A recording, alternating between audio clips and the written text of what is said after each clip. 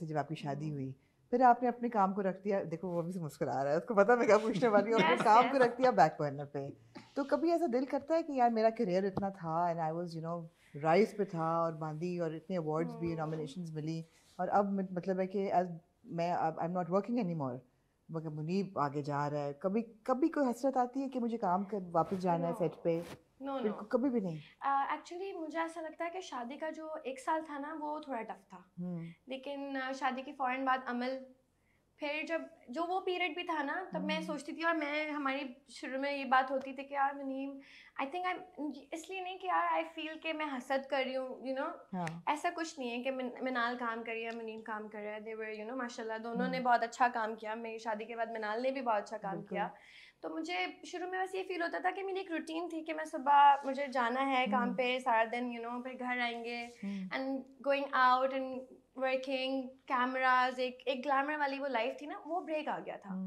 तो I think उसके बाद मैं अमल में थोड़ा बिजी हो गई, फिर जब अमल हुई तो फिर आई थॉट कि यार आई थिंक अभी 1 आध साल मुझे थोड़ा सा बच्चों के साथ टाइम स्पेंड करना इम्पोर्टेंट भी है, वो छोटी भी थी और पता नहीं जब नहीं हुई थी ना तब शायद ये मैं बात सोचती थी कि यार अमल के होने के बाद I will go back to work, बिल्कुल। बट उसके बाद कभी दिल ही नहीं चाहा अभी तो अभी I think I am just busy with kids. एक छोटी सी बात मैं भी आपको बताता हूँ, तकरीबन आज हमारी शादी को ऑलमोस्ट 6 साल होने वाले हैं।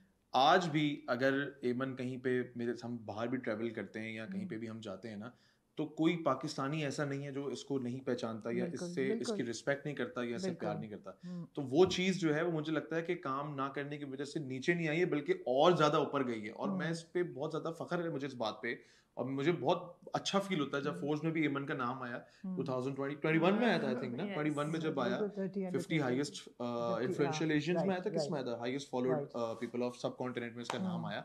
तो हम उस वक्त टर्की में थे, तो इसने जब मुझे ये वाली बात बताई तो इसने बड़ी डिफरेंट तरीके से बताई थी। इसने बोला फोर्ब्स में मेरा नाम आया, उस वक्त तक इसको ये पता नहीं था शायद कि वो ये कितनी बड़ी अचीवमेंट है। तो मेरा जो रिएक्शन था वो ये आपको खुद बताएगी कि मुझे इतनी ज्यादा खुशी हुई, शायद मेरा आता तो मुझे उतनी ज्यादा खुशी नहीं होती। एक्चुअली वो बहुत सरप्राइजिंग था, मैं भी मुनीम को ऐसे मैंने कहा फोर्ब्स में नाम आया मेरा, वो अच्छा क्या खावर मुझे कॉल कर क्या कि नहीं मन तुम्हें पता है क्या हो गया, मैंने कहा हम क्या हुआ, तुम कहाँ इंस्टाग्राम ओपन करो, मुझे अंतालिया लगा में गया थे मेरा इंस्टाग्राम, हम वेकेशन पे, मैं मुनीम को मैंने कहा मुनीम मुझे बहुत डर बीच लग पे रहा खड़े हुए है, एंड मैंने इंस्टाग्राम ओपन किया एंड इतने सारे लोगों ने congratulations and all that, I was so happy, लेकिन मुझे समझ नहीं आता मैं क्या रिएक्ट करूं। मैंने मुनीम को बिल्कुल नॉर्मली बताया मेरे फोन में मेरा नाम है, आर यू क्रेजी, पहले ये बहुत बड़ी बात है, बहुत बड़ी अचीवमेंट है नाम आना, वो 2021 में हुआ। मेरे ख्याल है काम की भी नौयत बदल गई है ना, बिकॉज पहले ड्रामे थे लेकिन अभी you are active on social media, तो वो भी तो एक काम ही है ना, वो भी बहुत बहुत बड़ा काम है बल्कि, और उसका भी इन्फ्लुएंस बहुत है। मुझे ऐसा लगता है कि मुझे लेफ्ट आउट इसलिए भी फील नहीं हुआ क्योंकि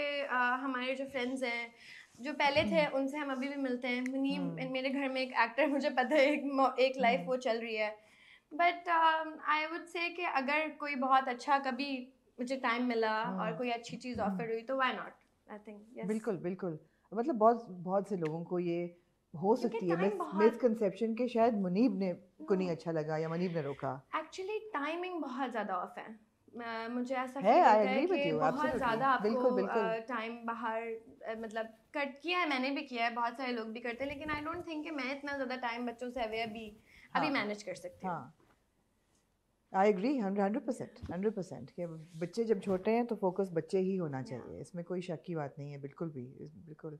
अच्छा, सो आप लोगों की शादी हुई और माशाल्लाह 6 साल होने वाले हैं। ट्रेडिशन, हम लोग पाकिस्तान में रहते हैं और फैमिलीज़ की भी ट्रेडिशंस बहुत होती हैं जिनको लेके चलते हैं, जिन चीज़ों को हम नॉर्मल समझते हैं कि जी ये होना चाहिए। ऐसी क्या चीज़ें हैं जो आप लोगों को लगता है कि ट्रेडिशन की तोड़ देनी चाहिए, कि नहीं होनी चाहिए?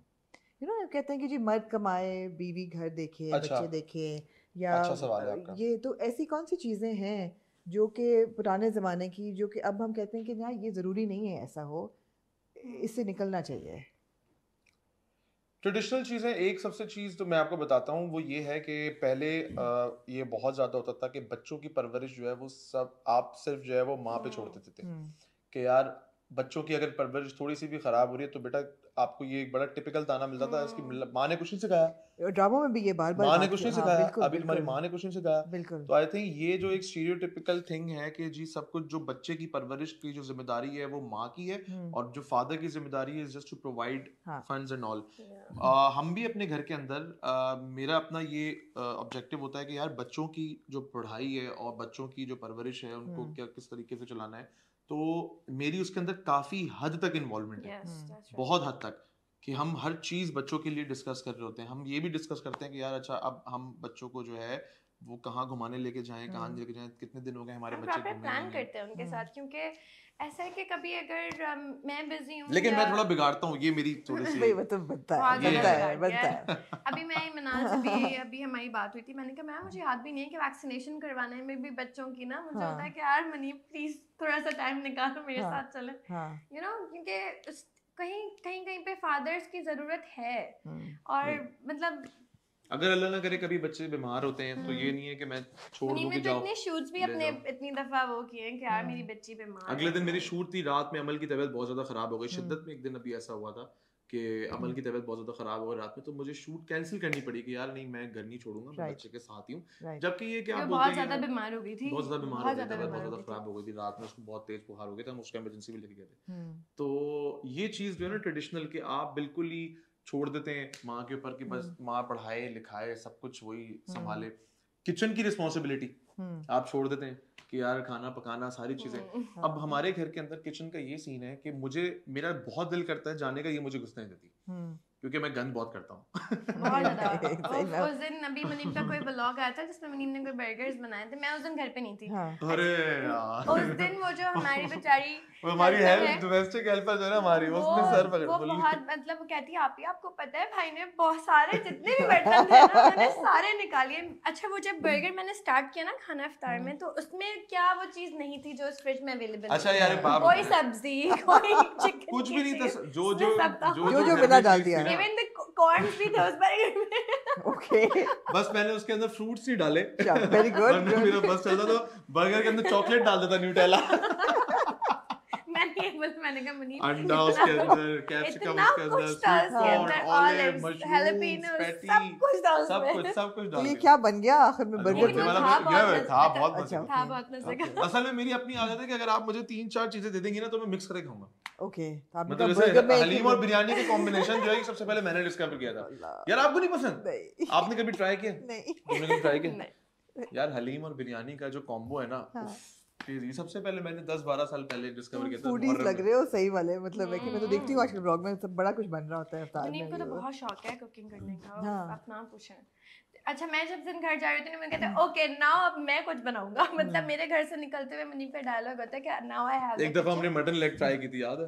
रोस्ट की थी पूरी से घर पे। मैंने सुबह 6-7 बारबेक्यू तो हम इतना कर चुके हैं, बारबेक्यू तो मेरी स्पेशल है। हमें मजा आता है, खोल लेना चाहिए मुझे भी, बहुत barbecue tonight with Munib but.